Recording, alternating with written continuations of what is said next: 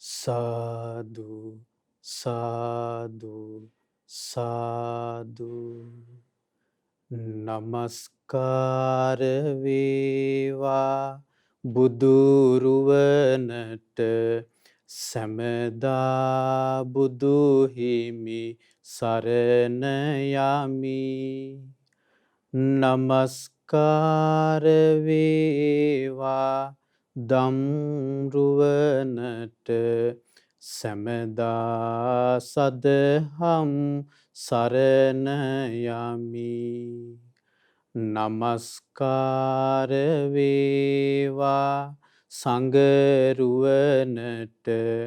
සැමදා මහා සංඝ සරණ යමි. නමස්කාර වේවා තුනුරුවනට සැමදා තිසරණ සරණ යමි. සාදු සාදු සාදු. අපගේ ගුරු දේවෝත්තම වූ කල්යාණ මිත්‍ර වූ පින්වත් ලොකු ස්වාමීන් වහන්සේට අප හැමදිනාගේ ගෞරවාදර නමස්කාරය වේවා. සාදු සාදු සාදු. ශ්‍රද්ධාවන්ත වාසනාවන්ත පින්වත්නි, අද මේ ආරම්භ කරන ධර්ම දේශනා මාලාව විදර්ශනා නමින් නම් කරලා තිබෙන්නේ. මේ ධර්ම දේශනා මාලාවේදී ඔබට නුවණින් විමසන්න දහම් කරුණු ගොඩාක් ලැබෙන නිසා. අද මේ ධර්ම දේශනා මාලාවේ ආරම්භක ධර්ම දේශනාව සිදු කිරීමේදී ඒ ධර්ම දේශනාවට දායකත්වය දරලා තිබෙන්නේ කැනඩාවේ ටොරොන්ටෝ නුවර මහමෙවුනා භාවනා අසපුවට සම්බන්ධ පින්වත් චන්ද්‍රාද සිල්වා මෑණියන් විසින් නොඑක් බලාපොරොත්තු තියෙනවා මෑණියන්ගේ. ඉතින් මේ බලාපොරොත්තු ඉෂ්ට සිද්ධ කරගන්න මේ ධර්ම දානමය පින උපකාර වේවා කියන උතුම් අදහසින් තමයි අද ධර්ම දේශනාවට දායකත්වයේ සපයලා තියෙන්නේ. පින්වත්නි, අද මේ විදර්ශනා කියන ධර්ම දේශනා මාලාව ආරම්භ කරනවා. එතකොට ධර්ම දේශනා මාලාවේදී අපි විශේෂයෙන්ම කතා කරන්න බලාපොරොත්තු වෙන්නේ භාග්‍යතුන් වහන්සේ වදාළ සුවිශේෂී දහම් පරයයක් ගැන. ඒ තමයි පංච උපාදානස්කන්ධය ගැන. පංච උපාදානස්කන්ධය කියන වචනය මේ පිංගුතුන් අහලා තියෙන ඕන තරම්. පංච උපාදානස්කන්ධය ගැන ඉගෙනගෙනත් තියෙන ඕන තරම්. පංච උපාදානස්කන්ධය ගැනමයි අපි තවදුරටත් ඉගෙන ගත යුත්තේ. පංච උපාදානස්කන්ධයමයි නුවණින් විමසිය යුත්තේ. පංච උපාදානස්කන්ධයමයි විදර්ශනා කළ යුත්තේ. ඒ බව බුදුරජාණන් වහන්සේ උන්වහන්සේගේ දේශනා තුළ මනාකොට අපිට විස්තර කරලා දීලා තියෙනවා, පැහැදිලි කරලා දීලා තිබෙනවා. ඉතින් පින්වත්නි, මම ඔබට මේ දේශනා මාලාවට එන්න පියසුමක් විදිහට මම ඔබට කියා දෙන්නම් ටිකක් අපිට ඇයි බුදුරජාණන් වහන්සේ නමකගේ ධර්මයක් කියලා. පින්වත්නි, අපි මේ කෙලවරක් නැති දීර්ඝ සසර ගමනක ඉපදී මෙරි මෙරි සතර අපායේ වැටි වැටි මේ යන ගමනක් තියෙන්නේ. මට මේ ළඟදී දවසකත් මතක් වුණා, දැන් ඔන්න කොරෝනා වලින් මේ ඇති වෙලා තියෙන මේ වසංගත රෝගීන් මේ වෙනකොට ලක්ෂ 21කට වඩා කවුන්ට් වෙච්ච කට්ටිය ඉන්නවා මරණ. මැරෙලා ඉන්නවා ලක්ෂ 21කට වඩා. ඒතර මේ ලක්ෂ 21කින් මම නිකන් කල්පනා කරලා බැලුවා, මේ ලක්ෂ 21කින් බුදුරජාණන් වහන්සේ නමක් සරණ ගියපු පිරිස කීයක් ඇද්ද සාමාන්‍යයෙන් කියලා? බොහෝම අල්ප පිරිසක්. බුදුරජාණන් වහන්සේ නමකේ ධර්මයක් කාර්ය මහා සංඝරත්නයේ සරණ ගියපු, තෙරුවන් සරණ ගියපු පිරිස 0.1%ටත් වඩා අඩුයි. ඒ මැරිච්චි ලක්ෂ 21කින් 100ට දශම බිඳුවයි එකටත් වඩා අඩු ඇති තෙරුවන් සරණ ගිය පුදවිය. තෙරුවන් සරණ ගිහිල්ලා පන්සිල් සමාදන් වෙලා සිල් ආරක්ෂා කරන උදවිය කීයක් ඇද්ද? ඊටත් වඩා අඩුයි. තෙරුවන් සරණ ගිහිල්ලා පන්සිල් සමාදන් වෙලා සිල් ආරක්ෂා කරමින් භාග්‍යතුන් වහන්සේ නමක් වදාළ උතුම් ධර්මයේ ශ්‍රවණය කරන ඒ ධර්මයේ මාර්ගයක් දිනු කරගන්න වෙහෙස මහන්සි වෙන පිරිස ওই මැරිච්ච උදවියකින් කීයෙන් කීයක් ඇද්ද? තාමත් මල්පයි. ඊටමත් මල්පයි. මා කල්පනා කළේ මේ බුදුරජාණන් වහන්සේ නමක් ලෝකේ පහළ වෙලා ඒ භාග්‍යතුන් වහන්සේගේ ධර්මයේ ලෝකයේ පවතින කාලයක මේ බුද්ධ ශූන්‍ය කාලයක් නෙවෙයි. ධර්මයේ ලෝකේ නොපවතින කාලයක් නෙවෙයි. මේ භාග්‍යතුන් වහන්සේගේ ශාසනය පවතින කාලේ. බුදුරජාණන් වහන්සේගේ ධර්මයේ ලෝකේ කතා කරන කාලේ. චතුරාර්ය සත්‍ය ධර්මයේ කතා කරන කාලේ. ඒ ශ්‍රාවක සංඝරත්නයේ වැඩ ඉන්න කාලේ. උපසම්පදා ලෝකේ තාම තියෙනවා. එවැනි කාලයකත් පින්වත්නි ලෝකයේ හදිසි ව්‍යසනයකින් මැරෙන පිරිසකින් 0.001ටත් වඩා අඩු ප්‍රමාණයක් නම් ඒ ධර්මයේ දියුණු කරගන්න ඒ මට්ටමට හරි ඒකට ආකල්පයක් හරි ඇති කරගෙන ඉන්න පිරිස. ඒකට ඒක බුදුරජාණන් වහන්සේගේ ධර්මයේ දුර්ලභත්වය අපිට යම් මට්ටමකට තේරුම් ගන්න කාරණයක් නේද? ඊළඟට පින්වත්නි සියලු බුදුරජාණන් වහන්සේලා පහළ වෙන්නේ ජම්බුද්දීපේ. සියලු බෝසතාණන් වහන්සේලා පහළ වෙන්නේ ජම්බුද්දීපේ. සියලු පසේ බුදුරජාණන් වහන්සේලා පහළ වෙන්නේ ජම්බුද්දීපේ.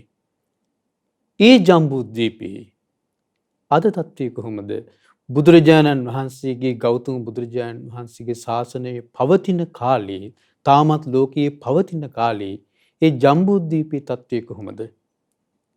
දඹදිව ඉන්දියාවේ ඇතැම් ප්‍රදේශවලට ගිහිල්ලා අපි මේ ප්‍රදේශවල පිරිසත් එක්ක කතා කරපුවාම සමහර විට ඒ උදවිය බුදුරජාණන් වහන්සේ ගැන දන්නෙත් නැහැ. සමහරට කතා කරපුවාම බුදුරජාණන් වහන්සේ බුදුහාමුදුරුවෝ කවුද කියලා අහනවා. සමහර කට්ටිය කියනවා එයා හිටියේ ලංකාවේ නේද කියලා අහනවා. තමන්ගේ භූමියේ පහළ වුණු මේ තුන් ලෝකයටම අග්‍ර වූ මනුස්ස රත්නය ගැන දන්නෙත් නෑ ඒ බුදුරජාණන් වහන්සේගේ ශාසනය ලෝකයේ පවතින කාලයම. මේ බුද්ධ ශූන්‍ය කාලයක් නොවේ. ඒතර ඒකෙන් තේරෙනව නේද බුද්ධ ශාසනය කෙනෙකුට මුණ ගැහිම කෙනෙක් කොච්චර දුර්ලභයිද කියලා. පින්වත්නි මේ කතා කළේ බුදුරජාණන් වහන්සේගේ ශාසනය පවතින කාලය ගැන. ලෝකයේ තියෙන්නේ බුදුරජාණන් වහන්සේගේ ශාසන පවතින කාලද වැඩි නොපවතින කාලද? දැන් ඔබට මම චූටි උදාහරණයක් කියන්නම්. දැන් අපි අහලා තියෙනවා මේ මහා භද්‍ර කල්පයේ මුලින්ම පහළ වුණා කකුසඳ කියලා බුදුරජාණන් වහන්සේ නමක්.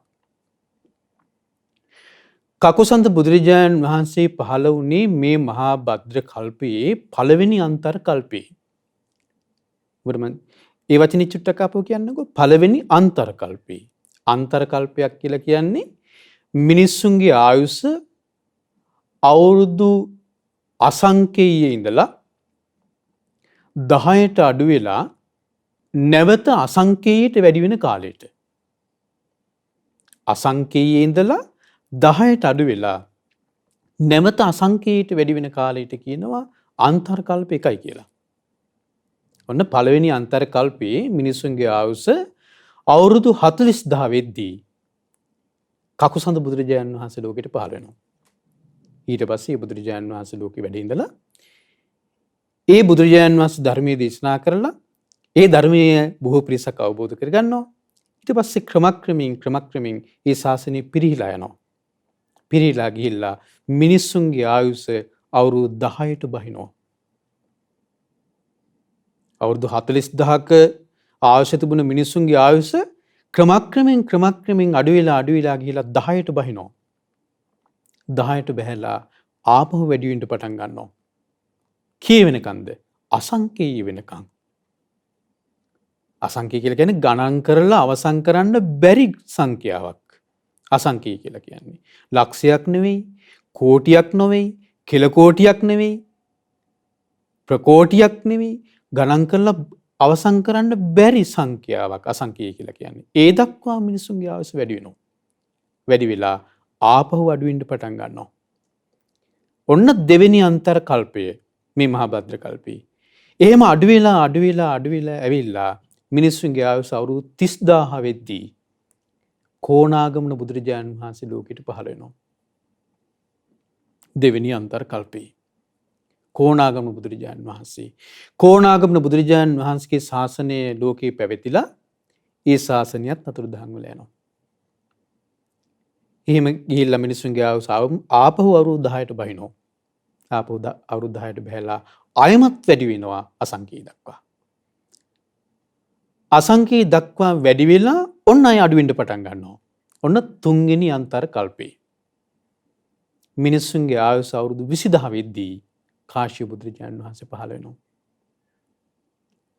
ඒ කාශ්‍යප බුදුරජාණන් වහන්සේගේ ශාසනය ලෝකේ පැවතිලා ආයමත් මිනිස්සුන්ගේ ආයුෂ අවුරුදු 10ට අඩු වෙනවා. 10ට අඩු වෙලා ආයමත් වැඩි වෙනවා අසංඛ්‍යයට. වැඩි වෙලා අය අඩු වෙන්න පටන් ගන්න ඔන්න හතරවෙනි අන්තර කල්පේ. අඩු වෙලා මිනිස්සුන්ගේ ආයුෂ අවුරුදු 120 වෙද්දී ගෞතම බුදුරජාණන් වහන්සේ ලෝකෙට පහළ වෙනවා. අපේ බුදුරජාණන් වහන්සේ. අපි සරණ ගිය බුදුරජාණන් වහන්සේ. දැන් ඒ බුදුරජාණන් වහන්සේ පහළ වෙලා ඒ බුදුරජාණන් වහන්සේ ශාසනය ඔන්න මේ ලෝකේ පවතිනවා. මේ ඒ බුද්ධ ශාසනය පවතින කාලයයි. දැන් ඒ ශාසනයත් අතුරුදහන් වෙනවා. මං හිතන්නේ බොහෝ කාලයක් යන එකක් නැහැ. අතුරුදහන් වෙනවා. ඊට පස්සේ මිනිස්සුන්ගේ ආයුෂ අඩු වෙන අවුරුදු 10ට. 10ට අඩු වෙලා අයමත් අසංඛ්‍යයට වැඩි වෙනවා. වැඩි වෙලා ඔන්න අඩු වෙන්න පටන් අරගෙන මිනිස්සුන්ගේ ආයුෂ අවුරුදු ලක්ෂෙන් අඩු වෙලා 80000 වෙද්දී මෛත්‍රී බුදුරජාණන් වහන්සේ ලෝකේ පහළ වුණා. මේ මහා භද්‍ර කල්පේ පස්වෙනි අන්තර කල්පේ. පින්වත්නි මෙහෙම අඩු වෙලා මේ භද්‍ර කල්පේ පහළ වෙන අවසාන බුදුරජාණන් වහන්සේ. මේ කල්පේ ඇතුළත පහළ වෙන අවසාන බුදුරජාණන් වහන්සේ. මෛත්‍රී බුදුරජාණන් වහන්සේගේ ශාසනය ලෝකේ පැවතිලා අතුරුදහන් වෙලා යාවි කාලයක් යද්දී. ඊට පස්සේ ඒ ශාසනය අතුරුදහන් වුණාට පස්සේ මිනිසුන්ගේ ආයුෂ ආයමත් අඩු වෙනවා. අඩු වෙලා මිනිසුන්ගේ ආයුෂ අවුරුදු 10ට බහිනවා. අවුරුදු 10ට බහැලා අයමත් වැඩි වෙන්න පටන් ගන්නවා මිනිසුන්ගේ ආයුෂ. ඒ 6 වෙනි අන්තර කල්පේ. එහෙම අන්තර කල්ප පින්වත්නි මේ එක මහා කල්පයකට තියෙනවා අන්තර කල්ප 64ක්. ඒතර බලන්නකෝ තව අන්තර කල්ප මේ කල්පේටම තව අන්තර කල්ප 59ක්ම තියෙනවා බුදුරු ලෝකෙට නැති. මේ කල්පයේ ඇතුලේ තව අන්තර කල්ප 59ක් තියෙනවා බුදුරු ලෝකෙට නැති. මේ එක කල්පය ඇතුළත. ඊට පස්සේ නැවත බුදුරජාණන් වහන්සේ නමක් පහළ වෙන්නේ කොයි කාලෙ වෙයිද? කොයි කල්පෙ වෙයිද? ඒක කියන්න බෑ. මොකද බුදුරජාණන් වහන්සේලා 5 නමක් එක කල්පයක පහළ වුණාට පස්සේ සමහරට කල්ප අසංඛී ගණන් යනවා බුදුරු නැහැ ලෝකෙට. කල්ප 100ක් නෙවෙයි, 1000ක් නෙවෙයි, ලක්ෂයක් නෙවෙයි, කෝටියක් නෙවෙයි, ප්‍රකෝටියක් නෙවෙයි. කල්ප අසංඛී ගණන් යාවි බුදුරු ලෝකෙට පහළ වෙන්නේ නැති. බුද්ධ ශූන්‍ය කාල ලෝකේ අතිශයින්ම වැඩි. බුදුරජාණන් වහන්සේ ලෝකයේ පහළලා ධර්මයේ පවතින කාලවලට වඩා. ඒතර බලන්නකෝ මේ අපි ඉපදිලා ඉන්න මේ කාලේ බුදුරජාණන් වහන්සේගේ ශාසනය ලෝකයේ පවතිනවා. ඒ පවතින කාලේ අපි මනුස්ස ලෝකේ ඉපදිලා ඉන්නවා. ඒ මනුස්ස ලෝකේ ඉපදිලා ඉන්න අපි බුදුරජාණන් වහන්සේ ධර්මය ඇහෙන ප්‍රදේශයක ඉපදිලා ඉන්නවා. බුදුරජාණන් වහන්සේ ධර්මය ඇහෙන ප්‍රදේශයක බෞද්ධ වෙලා ඉපදිලා ඉන්නවා. බුදුරජාණන් වහන්සේ සරණ ගියපු උපතින්ම අපි බෞද්ධයි.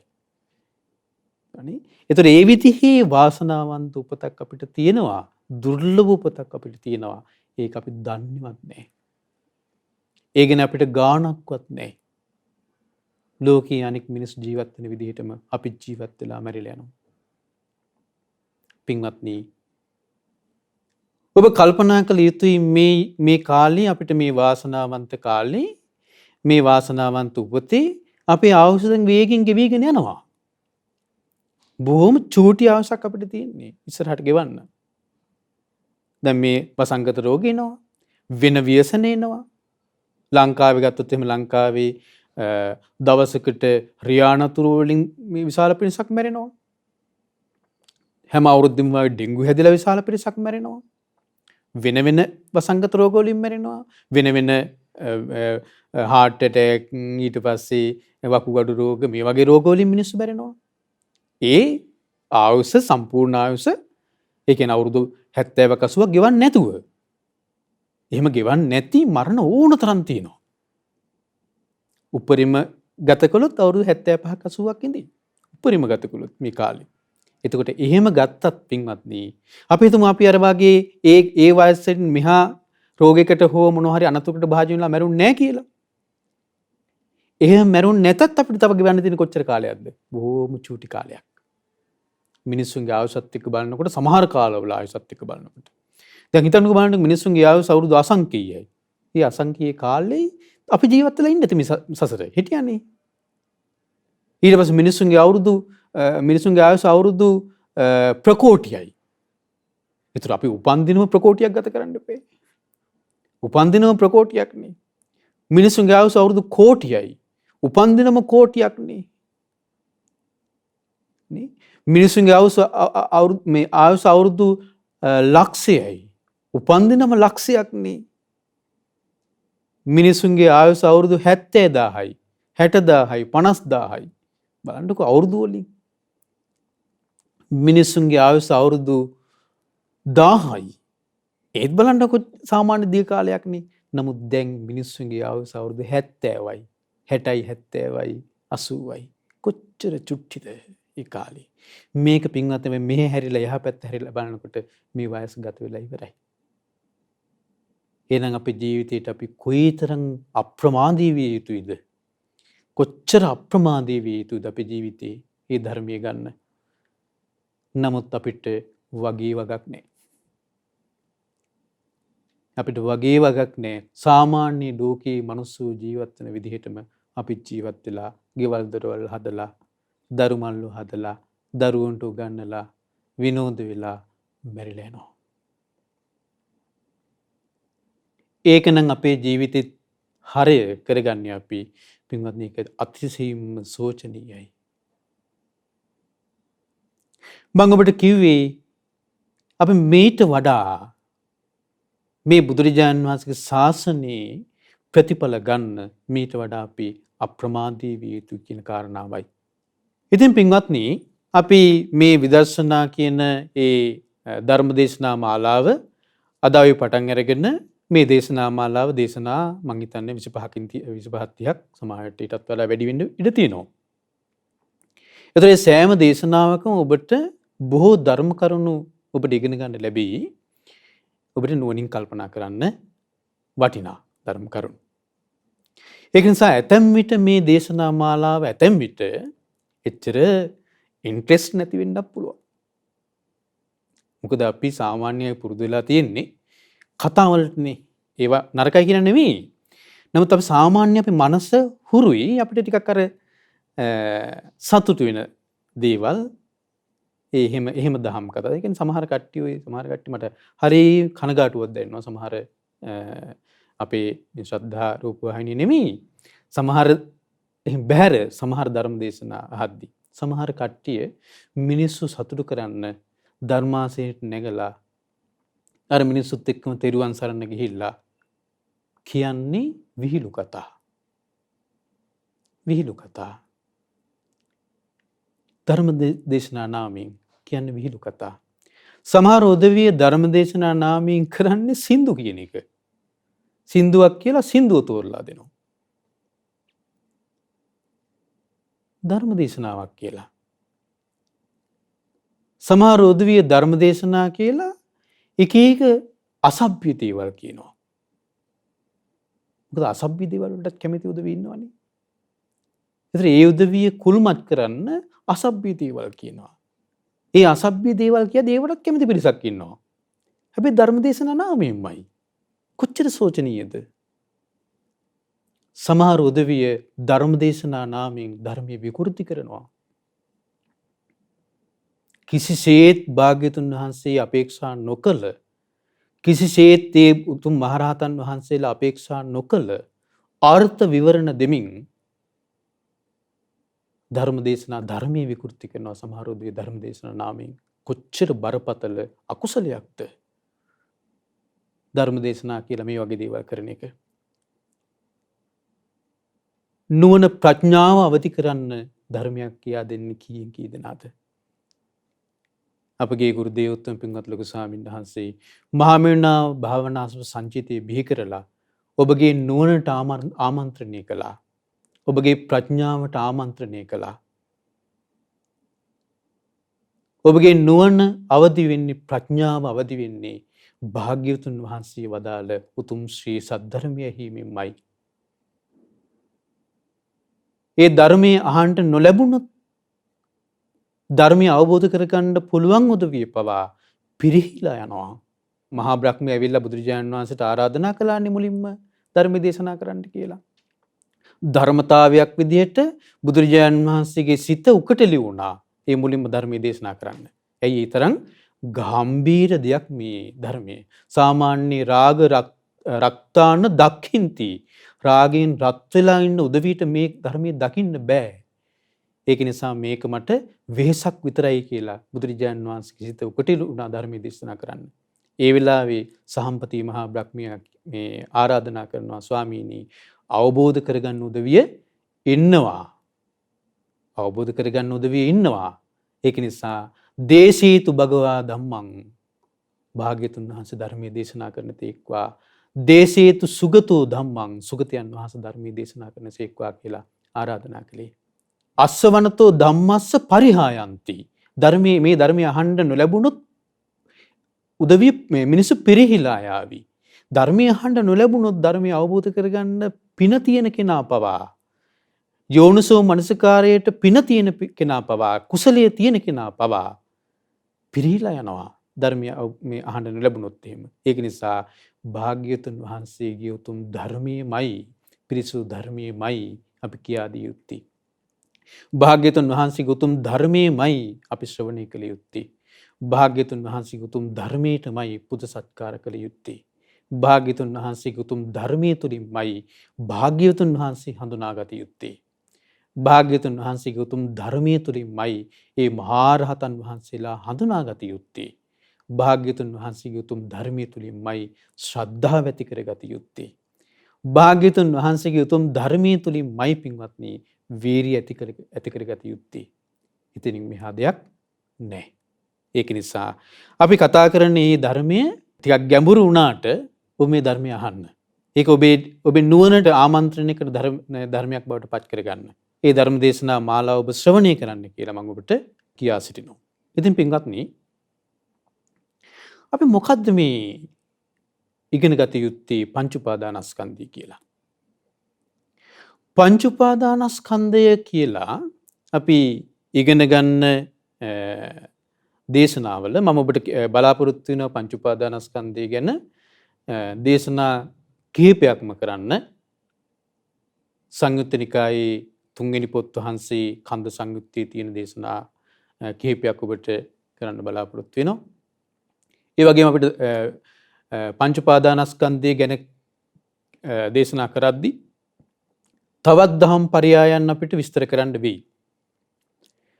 දැන් පංච උපාදානස්කන්ධය කියලා කියන්නේ රූප උපාදානස්කන්ධය, වේදනා උපාදානස්කන්ධය, සංඥා උපාදානස්කන්ධය, සංස්කාර උපාදානස්කන්ධය, විඥාන උපාදානස්කන්ධයනේ.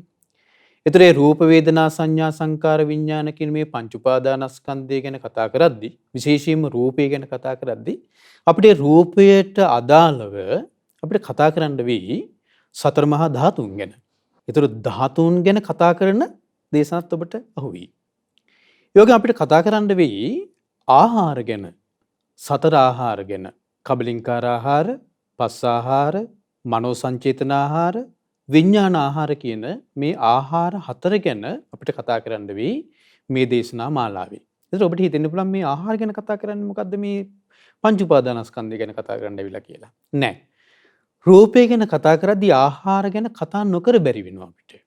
නිසා ආහාර ගැනත් ඔබට යම් යම් දේශනාවලදී අහු වේවි. ඊළඟට අපිට කතා කරන්න වෙයි විශේෂයෙන්ම ස්පර්ශය ගැන ටිකක් ගැඹුරින්. ඒ ස්පර්ශය ගැන කතා කරද්දී මම බලාපොරොත්තු වෙනවා ඒ ස්පර්ශය ගැන කතා කරද්දී ස්පර්ශයේ තියෙන අර ආකාර දෙක කියන්නේ කොටස් දෙක ගැනම ටිකක් ගැඹුරින් කතා කරන්න. ඒ තමයි පටිඝ සම්පස්සේ සහ අදිවචන සම්පස්සේ කියන මේ කොටස් දෙක ගැනම. ඒ ගැන කතා කරන්න අපිට මහා නිදාන සූත්‍රයේ යම් යම් කරුණු අරගෙන ඉස්සරහට කතා කරන්න වෙයි ස්පර්ශය ගැන. ඊට පස්සේ අපිට කතා කරන්න වෙයි නාම රූප ගැන. නාම රූප ගැන ටිකක් ගැඹුරින් කතා කරන්න වෙයි. නාම රූප කියලා කියන්නේ මේ භාග්‍යවතුන් වහන්සේ වදාළ දේශනාවල තියෙන වැදගත් දහම් පරයයක් නාම රූප. නාම රූප අවබෝධ කරගත්තොත් මං හිතන්නේ ධර්මය අවබෝධ කරගත්තා වෙනවා. ඉතින් ඒක නිසා නාම රූපත් ඔබට අහු වෙයි මේ දේශනා මාලාව තුල. පින්වත්නි, භාග්‍යවතුන් වහන්සේගේ උතුම් ධර්මය අරමුණු වෙලා තිබෙන්නේ සසර දුකින් නිදහස් වීමටයි. මුඛ්‍ය අරමුණ සසර දුකින් නිදහස් වීමයි. එතනින් මෙහා තමයි අනිත් දේවල් තියෙන්නේ. සුගතිය උපතක් කරා යන්න ඕනි. ඒක හරි. ඊට පස්සේ අපි ගුණධර්ම ඇති කර ගන්න ඕනි. ඒකත් හරි. ඊළඟට අපිට අපි එකිනෙකා කෙරෙහි අපි සමගියෙන් සහයෝගයෙන් කටයුතු කරන්න ඕනේ. ඒකත් ධර්මයේ තුලින් බලාපොරොත්තු වෙන දෙයක්. ඒකත් හරි. එන සාමාන්‍ය ගුණධර්ම තියෙනවා. දෙමාපියන්ට සැලකීම, වැඩිහිටියන්ට සැලකීම, ඊට පස්සේ දම්පැන් දීම, පින්දහම් කර ගැනීම, මේ වගේ දේවල්. ඒවා පින්වත්නි ඒවා බුදුරජාණන් වහන්සේ ශාසනයක අපි කළ යුතු දේවල්. ඒවා බුදුරජාණන් වහන්සේ අගය කළා. හැබැයි ඉබැනි දේවල් බුදුරජාණන් වහන්සේ ශාසනයෙන් බැහැරත් තියෙනවා. දැන් උදාහරණයක් විදිහට ගත්තොත් එහෙම සුගතිය උපදිනවා කියන එක කියන්නකෝ. බුදුරජාණන් වහන්සේ සම්බුද්ධත්වයට පත් වෙන්න පෙර සිද්ධාර්ථ බෝසතාණන් වහන්සේ මව්කුසින් බිහි වෙලා ඒ මව්කුසින් බිහි වෙන මොහොත වෙනකොට අසිත තාපසය අසිත කාලදේවල හිටියේ දිව්‍ය ලෝකේ. දිවා විහරණය ගත කරන්න කියලා දිව්‍ය ලෝකේ තමයි වැඩි හිටියේ. ඒතර දිව්‍ය ලෝකේ එක්ක සම්බන්ධතාව බුදුරජාණන් වහන්සේ නමක් ලෝකෙට පහළ වෙන්න පෙරම තිබුණා. ඊළඟට බුදුරජාණන් වහන්සේ බෝසතාණන් වහන්සේ ඉපදිලා දින 7කින් දවස් 7කින් බෝසතාණන් වහන්සේගේ මව කලුරිය කළා. මහා මායා දේවී. ඉතින් මහා මායා දේවිය ගිහිලා ඉපදුනේ කොහෙද? මහා මායා දේවිය ගිහිලා ඉපදුනේ තාවතිංස දිව්‍ය ලෝකේ, තවුස්තා දිව්‍ය ලෝකේ මාතෘ දිව්‍ය රාජ නමින් ඉපදුනේ. බෝසතාණන් වහන්සේ මහා බිනිස්කමණය කරද්දී කාන්තක අශ්වයා පිට ගියේ. කාන්තක අශ්වයා මැරිලා ගිහිල්ලා ඉපදුනේ දිව්‍ය ලෝකේ. તો දිව්‍ය ලෝකයේ උපතක් කරා යාම බුදුරජාණන් වහන්සේගේ ශාසනයේ කරමුණක් තමයි. හැබැයි ඒකම නොවේ අරමුණ. ඊට පස්සේ බ්‍රහ්ම ලෝකවල උපතක් කරා යාම නොවේ අරමුණ. ඒකට හේතුව තමයි ඒ ධ්‍යාන වඩන භාවනා යෝගී ඒ උදවිය බොහෝ කොට ඒ බ්‍රහ්ම ලෝකවල උපත් කරා යනවා. ධ්‍යාන බලයෙන්. ඒතර ඒකත් එනම් බ්‍රහ්ම ලෝකවල උපතක් කරා යාමත් නෙවෙයි බුද්ධ ශාසනයේ මුඛ්‍ය අරමුණ. පින්වත්නි, දෙමාපියන්ට සැලකීම, සලකන ඒවා, ඊට පස්සේ වැඩිහිටියන්ට සලකන ඒවා, ගුරුවරුන්ට සලකන ඒවා, ඒවා බුද්ධ ශාසනයක බලාපොරොත්තු වෙනා තමයි. ඒවා සාමාන්‍ය ගුණධර්ම. ඒවා බුද්ධ ශාසනයෙන් බැහැරක් තියෙනවා. ඒක නිසා ඒවා ගැන කියා දීමත් නොවේ බුදුරජාණන් වහන්සේ නමක් ලෝකයේ පහළ වීමේ මුඛ්‍ය අරමුණ. බුදුරජාණන් වහන්සේ නමක් ලෝකයේ පහළ වීමේ මුඛ්‍ය අරමුණ පින්වත්නි දුක ගැන කියා දීම. දුක ගැන කියා දීම. දුකේ හට ගැනීම ගැන කියා දීම. දුක නැතිවීම දුක්ඛ නිරෝධය ගැන කියා දීම. දුක්ඛ නිරෝධ ගාමිනී පටිපදාව ගැන කියා දීම. දුක නැති කරන මාර්ගය ගැන කියා දීම. බුදුරජාණන් වහන්සේ අවුරුදු 45ක් පුරා දේශනා කරපු ධර්මය එක රාමුවකට ඇතුළත් කරන්න පුළුවන් කියලා සාරිපුත්ත මහරහතන් වහන්සේ දේශනා කළා. කැලේ ඉන්න හස්තිරාජයාගේ පාසටහන ඇතුළට කැලේ ඉන්න ඕනම සතෙකුගේ පාසටහනක් ඇතුල් කරන්න පුළුවන් වගේ තථාගතයන් වහන්සේ දේශනා කරපු සමස්ත ධර්මය එක රාමුවකට ඇතුළත් කරන්න පුළුවන්. ඒ තමයි චතුරාර්ය සත්‍යය. දුක්ඛාර්ය සත්‍ය, සමුදයාර්ය සත්‍ය, නිරෝධාර්ය සත්‍ය, මාර්ගාර්ය සත්‍ය. ඕන්න ඔය චතුරාර්ය සත්‍ය ධර්මය ගැන කියා දෙන්නයි බුදු කෙනෙක් ලෝකයට පහළ වෙන්නේ. චතුරාර්ය සත්‍ය හොයාගන්නේ බුදුරජාණන් වහන්සේ නමක්ද? නැහැ. පින්වත්නි, බුදු කෙනෙක් ලෝකේ පහළ වුණත් නැතත් මේ ආර්ය සත්‍ය ලෝකේ පවතින ධර්මතාවයක්. නමුත් ඒක අවිද්‍යාවෙන් වැහිලා තියෙන්නේ. නගර සූත්‍රයේ බුදුරජාණන් වහන්සේ දේශනා කරනවා, නගර සූත්‍රයේදී බුදුරජාණන් වහන්සේ දේශනා කරනවා ආනන්දය, මා මේ ධර්මයේ ගැන මෙහෙමයි කල්පනා කළේ කියලා. ආනන්දේ ඔන්න එක් පුජ්‍යලයක, නුවණැති පුජ්‍යලයක වනාන්තරයේ ඇවිදගෙන යද්දී මේ නුවණැති පුජ්‍යලයා දකිනවා වල් බිහි වෙලා නටඹුන් වෙලා ගියපු, කැලෙන් වැහිලා ගියපු නගරයක නටඹුන්. මේ කෙනා ඒ ස්ථානයට ගිහිල්ලා මෙයා අඳුන ගන්නවා මේ තියෙන්නේ පුරාණ නගරයක්. මේ නගරය සුම්බුන් බවට පත් වෙලා, කැඩිලා බිඳිලා ගිහිල්ලා, වල් වැවිලා, කැලෙන් වැහිලා ගිහිල්ලා. ඒ කෙනා මොකද කරන්නේ? වීරයෙන් යුක්තව අර නගරය පිරිසිදු කරනවා. අර කටුකොහල් ඉවත් කරලා, කැඩුලා බිඳලා තිබුණු තැන් පිළිසකර කරලා නැවත නගරය ප්‍රතිනිර්මාණය කරනවා. නැවත නගරය ගොඩනගෙනවා. මේ ශාසනයේ මම පිහිටෙව්වෙත් එහෙම කියනවා. අතීත බුදුරජාණන් වහන්සේලා විසින් පිහිටවපු ශාසන, ඒ බුද්ධ ශාසන වල් බිහි වෙලා ගිහිලා තිබුණා. අවිද්‍යාවෙන් වැහිලා තිබුණා. දුක ගැන අවබෝධ කරගත්තු කෙනෙක් නැති නිසා දුක ලෝකයේ පවතිනවා. සෑම කාලයකම ලෝකයේ පවතින දුක මත. ඒ දුක ලෝකයේ පවතින, නමුත් මේක අවබෝධ කරගන්න කෙනෙක් නැති නිසා ඒ ගැන කියා දෙන්න කෙනෙක් නැහැ. ඒක විවෘත නැහැ, වැහිලා තියෙනවා. හරියට අර නගරයේ වල් බිහි වෙලා තියෙනවා වගේ. බුදු කෙනෙක් ලෝකේ පහළ වුණත් නැතත් මේ දුකට හේතුව තණ්හාවමයි. දුකට හේතුව. නමුත් ඒ ගැන අවබෝධයක් නැහැ. ඒක වැහිලා තියෙනවා. බුදුරජාණන් වහන්සේ, අපේ තථාගත සම්මා සම්බුදුරජාණන් වහන්සේ කලේ ඒ පැරණි බුදුවරුන්ගේ නගරය ප්‍රතිනිර්මාණය කළා. නැවත පිළිසකර කළා. නැවත පිහිටෙව්වා. උන්වහන්සේ අවබෝධ කරගත්තා ඒ පෙර බුදුරජාණන් වහන්සේලා අවබෝධ කරගත්තු විදිහටම මේ දුකට හේතුව තණ්හාවයි කියලා.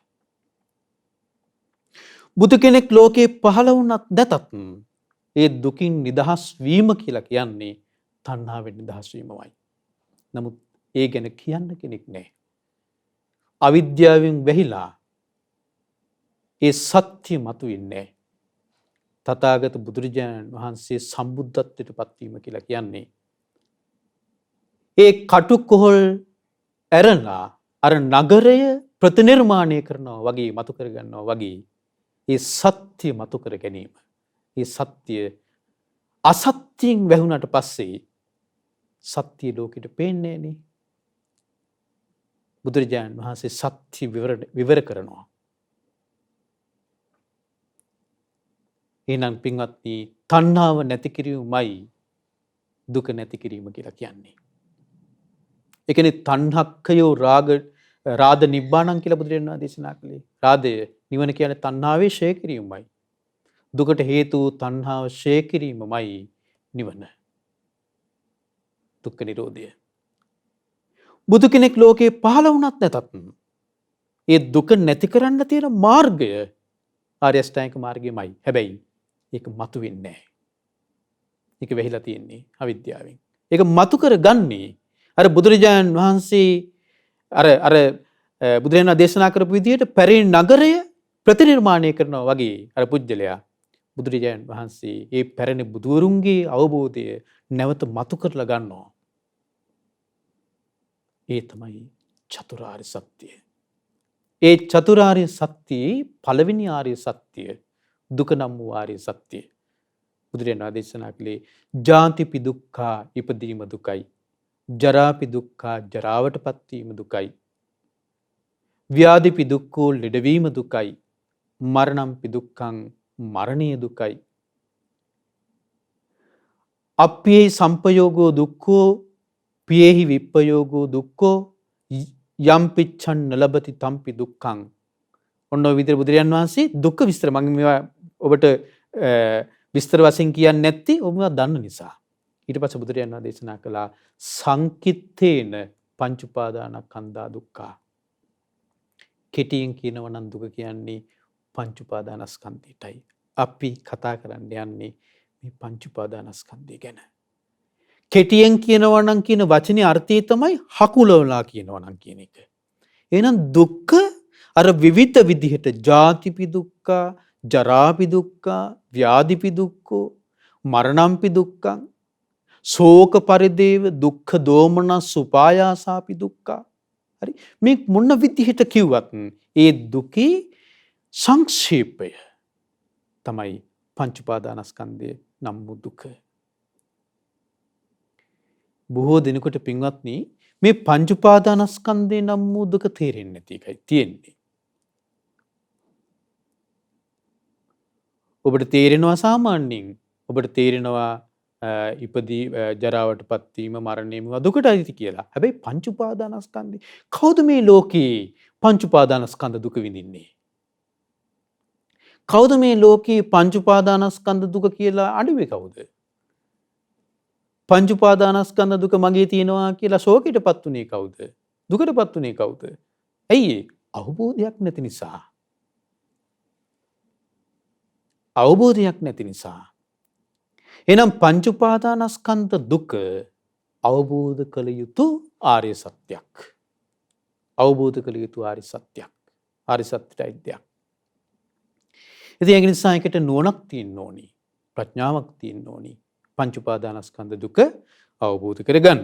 පින්වත්නි, එතන මේ ධර්මයේ ඉගෙන ගන්නකොට ඔබේ සිතේ වැඩෙනවා ශ්‍රද්ධාව. කවුරු කෙරෙහිද? බුදුරජාණන් වහන්සේ කෙරෙහි ශ්‍රද්ධාව. ධර්මයේ කෙරෙහි ශ්‍රද්ධාව. ශ්‍රාවක සංඝයා කෙරෙහි ශ්‍රද්ධාව වැඩෙනවා ඔබේ සිතේ. එතන බුදුරජාණන් වහන්සේ කෙරෙහි ධර්මයේ කෙරෙහි ශ්‍රාවක සංඝ රත්නයේ කෙරෙහි පැහැදීම ශ්‍රද්ධාව සිතේ වැඩෙනකොට එයම උපකාර වෙනවා ඔබට සත්‍ය අවබෝධ කරා යන්න. ඇයි? ශ්‍රද්ධාව කියන්නේ ඉන්ද්‍රියක් නිසා. ශ්‍රද්ධාව කියන්නේ ඉන්ද්‍රිය ධර්මයක්. දැන් සමහර උදවි කියන මේ ශ්‍රද්ධාව හරි මෝඩ දෙයක් කියලා. ඒතර ශ්‍රද්ධාව මෝඩ දෙයක් කියලා හඳුන්වන උදවිය ඉන්නවා. ඒතර ඒ උදවිය දන්නේ නැහැ ශ්‍රද්ධාව අපි ඇති කරගන්නේ කවුරු ගැනද කියලා. කුමක් ගැනද කියලා ශ්‍රද්ධාව ඇති කරගන්නේ. ඒ උදවිය දන්නේ නැහැ. අර එක සූත්‍ර දේශනාවක් තියෙනවා. සාරිපුත්ත මහ රහතන් වහන්සේත් මහා කොට්ටිත මහ රහතන් වහන්සේත් සවිට්ඨ මහ රහතන් වහන්සේත් අතර ඇති වුණු සාකච්ඡාවක්. එක අවස්ථාවකදී මේ මහ රහතන් වහන්සේලා තුන්නම පොඩි සාකච්ඡාවක් කරනවා. මේ තුන්නමට ඇති වුණා ප්‍රශ්නයක් දිට්ඨප්පත්ත රහතන් වහන්සේගේ, කායසක්ඛී රහතන් වහන්සේගේ, සද්ධා විමුක්ත රහතන් වහන්සේගේ කියන මේ රහතන් වහන්සේලා තුන්නමගෙන් ශ්‍රේෂ්ඨ වෙන්නේ කවුද කියලා. රහතන් වහන්සේලා තුන්නමක් ඉන්නවනේ. දිට්ඨප්පත්ත, කායසක්ඛී, සද්ධා විමුක්ත. ඒ දිට්ඨප්පත්ත රහතන් වහන්සේ දිට්ඨප්පත්ත කියන එක තමයි ප්‍රඥා විමුක්ත කියලා කියන්නේ. ඒ කියන්නේ මේ දැන් දිට්ඨප්පත් රහතන් වහන්සේ හිමත් නැත්තම් පඤ්ඤා විමුක්ත රහතන් වහන්සේගේ ප්‍රඥා ඉන්ද්‍රිය බහුලයි. ප්‍රඥා ඉන්ද්‍රිය තමයි ප්‍රමුඛ කරගන්නේ. දිට්ඨප්පත් රහතන් වහන්සේ. කායසක්කී රහතන් වහන්සේගේ ප්‍රබල බලවත් වෙන්නේ සමාධි ඉන්ද්‍රිය. බලවත් වීම තුළින් තමයි කායසක්කී රහතන් වහන්සේ නමක් බිහි වෙන්නේ. ඊට පස්සේ ශ්‍රද්ධා ඉන්ද්‍රිය බහුල රහතන් වහන්සේ තමයි සද්ධා විමුක්ත රහතන් වහන්සේ. ඒතර මේ තුන්දෙනාගේම අරහත් ඵල සමාධිය එකයි. අරහත් ඵල ඥානය එකයි. නමුත් ඒ අරහත් ඵල ඥානය උපදව ගන්න යොදා ගන්නා වූ පිළිවෙල වෙනස්.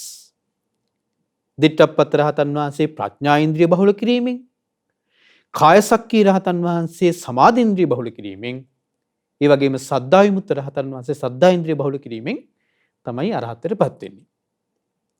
එතකොට ඔන්න මේ සාකච්ඡාවේදී සාරිපුත්ත මහරහතන් වහන්සේ සවිට්ඨ මහරහතන් වහන්සේගෙන් අහනවා ආයුෂ්මත් සවිට්ඨ මේ රහතන් වහන්සේලා තුන්නමගෙන් වඩා ශ්‍රේෂ්ඨ වෙන්නේ කවුද කියලා.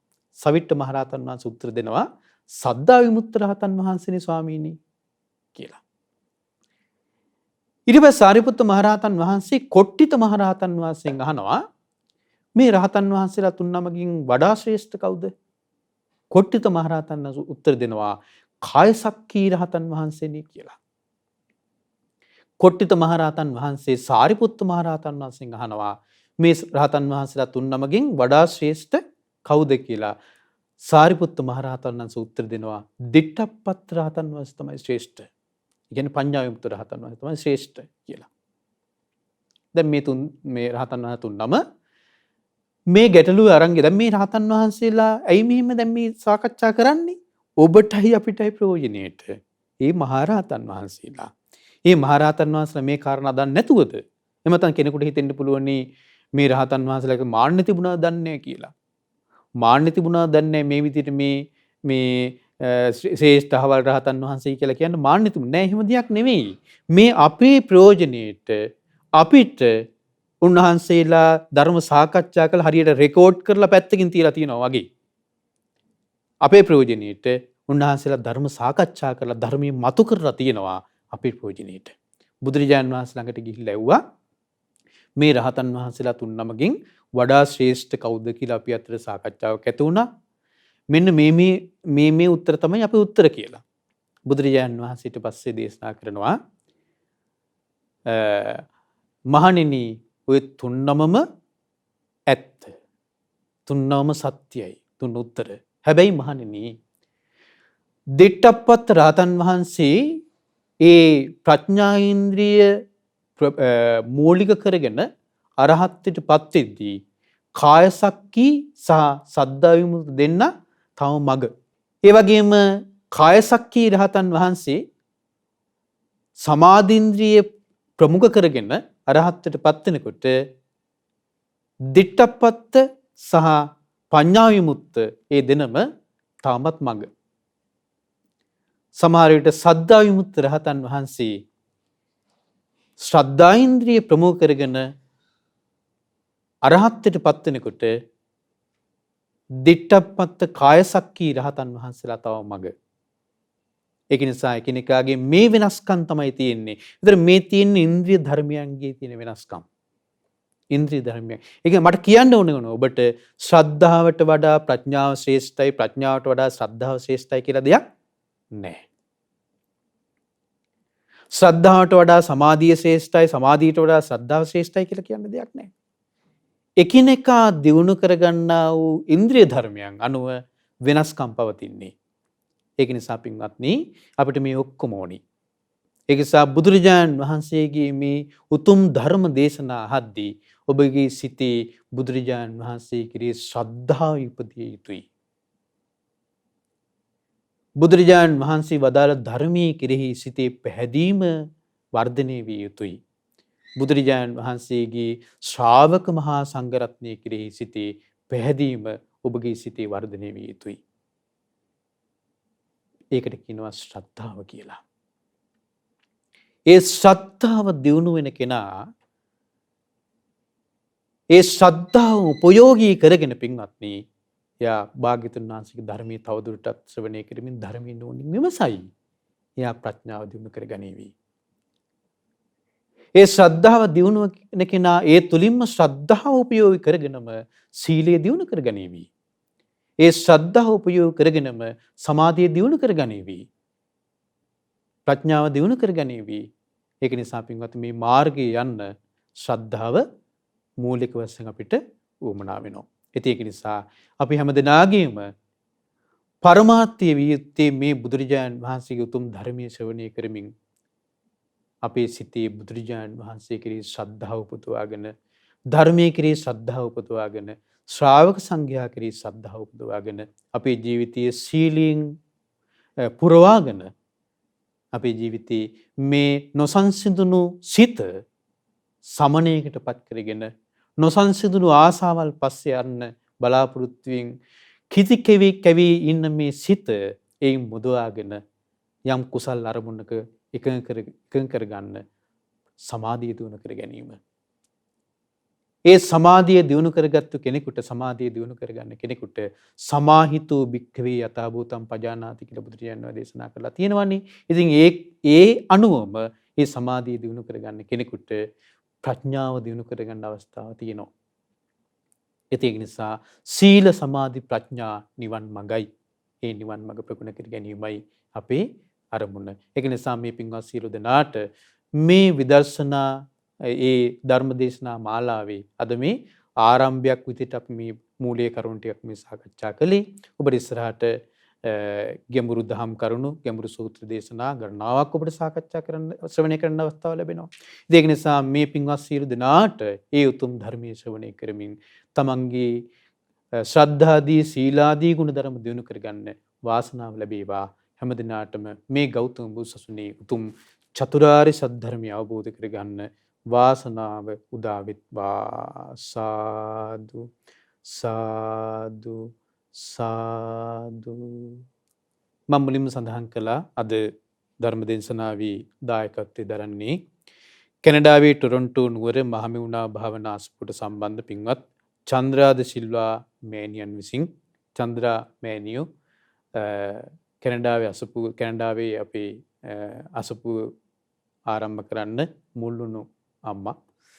ඉතින් කැනඩාවේ අසපුව තමයි මහමෙවුනා අසපු සංචිතයේම විදේශයන්හි ආරම්භ කරන ලද පළවෙනි අසපුව. එහෙනම් විදේශීය ධර්ම ප්‍රචාරයේ ආරම්භය සිදු වුණේ කැනඩාවේ ටොරොන්ටෝ අසපුවේ. එහෙනම් ඒකට මුල් වුණු අම්මා තමයි චන්ද්‍රා මෑණියෝ. ඉතින් චන්ද්‍රා අම්මා මේ ධර්ම දේශනා මාලාවෙත් පළවෙනි ධර්ම දේශනාවේ දායකත්වයේ දරලා තියෙනවා. මිය පරලෝකීය සිරිල් සිරිවර්ධන පියාණන්ට එල්සි සිරිවර්ධන මෑණියන්ට සහ පියසිරිද සිල්වා ස්වාමි පුරුෂයාට පින් අනුමෝදන් කිරීම අරමුණ වෙලා තියෙනවා. ඉතින් මේ මිය පරලෝකීය සියලුම ඥාතින්ට මේ පින් අනුමෝදන් වෙත්වා. මේ ධර්මයේ ශ්‍රවණය කරන ඔබ සියලු දෙනා නමින් නැසී මිය පරලෝකීය සියලුම ඥාතින්ටත් මේ පින් අනුමෝදන් වෙත්වා. පරලෝක ජීවිත සූපත් වෙත්වා, සැපවත් වෙත්වා.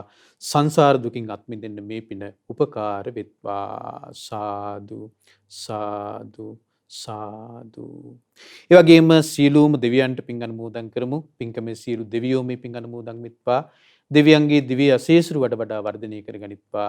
පිනෙන් සතුටු වන දෙවියන්ගේ ධාර්මික ආරක්ෂාව රැකවරණය පින්වත් සියලු දෙනාට සලසා දෙත්වා. දෙවියන්ට දවහවහා චතුරාර්ය සත්‍ය ධර්මය අවබෝධ කරගන්න මේ පින උපකාර වෙත්වා. සාදු සාදු සාදු. කල්යාණ මිත්‍ර පින්වත් ගුරු දේවෝත්තම ලොකු ස්වාමීන් වහන්සේට මේ පින් අනුමෝදන් වේවා. ඒ වගේම පින්වත් ස්වාමීන් වහන්සේලා සීලෝම දෙනාට මේ පින් අනුමෝදන් වෙත්වා. නිදුක් නිරෝගී සුවපත් භාවයේ සැලසෙත්වා. උතුම් චතුරාර්ය සත්‍ය ධර්මය අවබෝධ කරගන්න වාසනාව උදා වෙත්වා. සාදු සාදු සාදු. ඒ වගේම දායකත්ව දරූ සීලෝම පින්වතුන් නමින් නන්නරින් උදව් උපකාර කළ සියලු දෙනා නමින් නැසීමේ පරලෝකීය සීලෝම ඥාතින්ටත් පින් අනුමෝදන් වේවා. ඒ වගේම චන්ද්‍රාද සිල්වා මෑණියන් ඇතුළු අරුණි දියණියට, අමන්දි මිනිබිරියට, සරත් සේනාරත්න පුතණුවන්ට, පවුලේ සියලුම සහෝදර සහෝදරියන්ට, දූ දරුවන්ට, ඥාති හිත මිත්‍රාදීන්ට නිදුක් නිරෝගී සුවපත් භාවයේ සහ නිරතුරුවම කල්යාණ මිත්‍ර ඇසුර ලැබීම පිණිසත් උතුම් චතුරාර්ය සත්‍ය ධර්මය අවබෝධ වීම පිණිසත් මේ පින උපකාර වේවා කියලා ඒ චන්ද්‍රාමේනියන් අපේක්ෂා කරනවා ප්‍රාර්ථනා කරනවා.